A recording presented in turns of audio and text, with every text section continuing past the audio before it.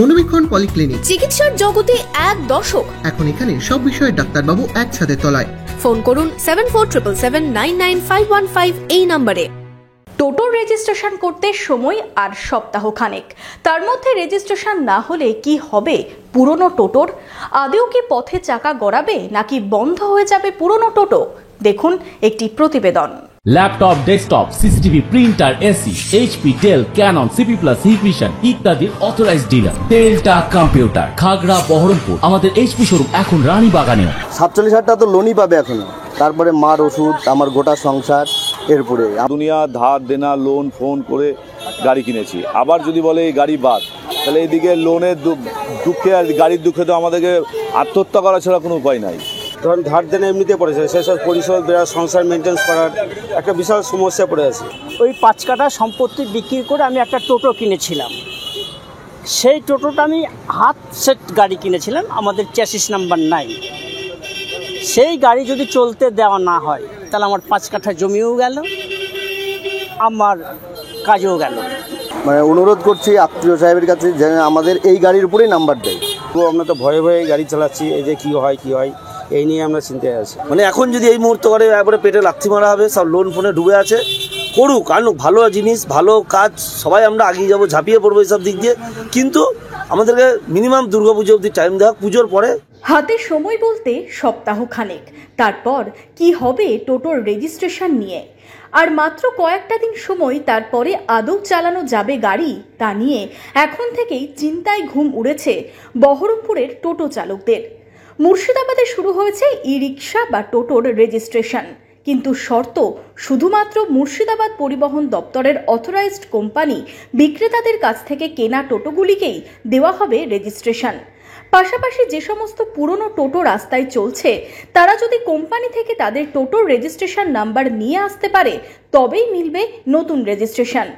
এই নিয়ে টোটো চালকরা কি ভাবছেন? হাতে এখন 7 থেকে 8 দিন সময় আছে।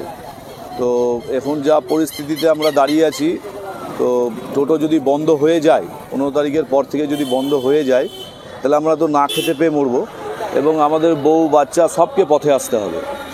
তো আমরা আরটিওর কাছে বারবার রিকোয়েস্ট করছি যে আমাদেরকে যেন সুব্যবস্থা করে দেওয়া হয় এবং আমরা যাতে গাড়ি চালাতে পারি তার দিকে একটু নজর যেন রাখতে পারে। আমি এই গাড়িটা লোন করে কিনেছিলাম আজ থেকে 5-6 বছর আগে 1,05,000 টাকা দিয়ে। এখন তো 47,000 টাকা লোন চাচ্ছি, প্লাস এই গাড়ি থেকে আমার 5-5টা মানে জীবিকা নির্বাহ করতে হয়। আমার মার মাসে 3,000 টাকার ওষুধ লাগে, সব এই গাড়ির উপরে। এই গাড়ি কেনার ক্ষমতাই নাই আমার তো, না আমরা তো করে খাওয়ার কিছু নাই, আমরা তো এটাই আমাদের কর্ম, কোনো তো আর কর্ম নাই আমাদের, আমরা এই করেই খাই। কেউ লোন নিয়ে, কেউ আবার জমি বিক্রি করে টোটো কিনেছিলেন, তবে সেই গাড়ি যদি বন্ধ হয়ে যায় তাহলে সংসার চলবে কিভাবে? একটা সংসার মেনটেন গেলে যে ইনকামটা দরকার, সেই ইনকামে এখন আমরা অন্য সাইড থেকে কোথাও পারবো না। আমরা যেহেতু বিগত আমাদের 7-8 বছর ধরে আমরা টোটো চালিয়ে আমাদের সংসার মেনটেন্স হয়, এই নিয়ে আরটিও সাহেব যেটা টাইম দিয়েছে সেই মধ্যে তো আমাদের একটা গাড়ি কেনা বা ওই ইনকাম একটা মানে আমাদের যেগুলো ধরুন ধার দেনা এমনিতে পড়েছে, সেসব পরিশোধ দেওয়া, সংসার মেনটেন্স করার একটা বিশাল সমস্যা পড়ে আছে। তবে 15ই আগস্টের পরবর্তী পুজো পর্যন্ত সময় চাইছেন টোটো চালকরা। পরিবহন দপ্তরের পক্ষ থেকে গাড়ির রেজিস্ট্রেশনকে সাধুবাদ জানানোর পাশাপাশি মানবিক দিক থেকে টোটো চালকদের কথা ভেবে পুজো পর্যন্ত ছাড় দেওয়া হোক দাবি টোটো চালকদের। কারো বন্ধনের লোন আছে, কারো কিস্তি আছে, এই করে আমাদের গাড়ি নেওয়া। আমরা চাইছি আরটিও যে আগে 31 তারিখ অবধি বলেছিল সেটা বললো 15 তারিখ অবধি। আমরা চাইছি 15 তারিখ থেকে উদ্যোগ করে দিই যে অন্তত মিনিমাম আমাদেরকে পুজোর পর যেন এটা করে, তার আগে যেন কেউ না করে। সব গরিব মানুষ আছে, লোন ফোনে আছে, আর আরটিওর আওতায় গাড়ি আনতে হবে, এটা খুবই ভালো জিনিস। আরটিওর গাড়ি কিনতে হবে, এতে প্রশাসনেরও সুবিধা হবে। অনেকে হয়তো গাড়ি ভাড়া করে আসছে, কেউ কিছু করছে, চুরি করছে, পালিয়ে যাচ্ছে, পুলিশও গাড়ি চিনতে পারছে না, সব ঠিক আছে। কিন্তু এটা গরিব মানুষের মানে এখন যদি এই মুহূর্ত করে একবারে পেটে লাথি মারা হবে, সব লোন ফোনে ডুবে আছে, করুক আনুক, ভালো জিনিস ভালো কাজ, সবাই আমরা আগিয়ে যাবো, ঝাঁপিয়ে পড়বো এইসব দিক দিয়ে। কিন্তু আমাদেরকে মিনিমাম দুর্গাপুজো অবধি টাইম দেওয়া। আমার 5 কাঠা সম্পত্তি ছিল, ওই 5 কাঠা সম্পত্তি বিক্রি করে যদি আমি একটু হ্যান্ডিক্যাপের মধ্যে পড়ি, ওই 5 কাঠা সম্পত্তি বিক্রি করে আমি একটা টোটো কিনেছিলাম। সেই টোটোটা আমি হাত সেট গাড়ি কিনেছিলাম, আমাদের চ্যাসিস নাম্বার নাই। সেই গাড়ি যদি চলতে দেওয়া না হয় তাহলে আমার 5 কাঠা জমিও গেল, আমার কাজও গেল।